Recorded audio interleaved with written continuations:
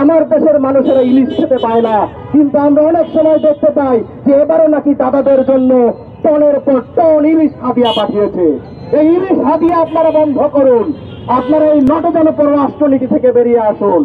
আমরা সুস্পষ্ট ভাষায় ঘোষণা করতে চাই, আমাদের সীমান্তে যত বাংলাদেশি ভাই এবং বোন যারা বিএসএফ এর গুলিতে কিংবা বিএসএফ এর দ্বারা হত্যাকাণ্ডের শিকার হয়েছেন, প্রত্যেককেই রাষ্ট্রীয়ভাবে তাদের ক্ষতিপূরণ নিশ্চিত করতে হবে এবং এর সুষ্ঠু তদন্তের মাধ্যমে বিএসএফ এর সন্ত্রাসীদেরকে প্রয়োজনে আন্তর্জাতিক আইনের মাধ্যমে তাদেরকে বিচারের মুখোমুখি করতে হবে।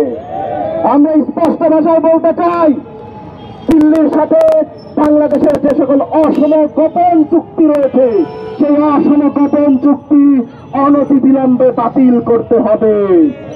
এবং আমরা স্পষ্ট ভাষায় বলে দিতে চাই, আর কখনো যদি এই সন্ত্রাসী বিএসএফ আমাদের দিকে চোখ তুলে তাকায়, পুরো বাংলাদেশ সীমান্তরক্ষী বাহিনীর সাথে থাকবে।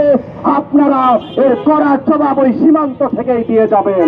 প্রয়োজনে আমরা ঢাকা থেকে লং মার্চ করে সেখানে যাব, কিন্তু যাতে করে আর কখনোই আমার বাংলাদেশি ভাই বোনদের জীবন আমরা এইভাবে হতে দেব না।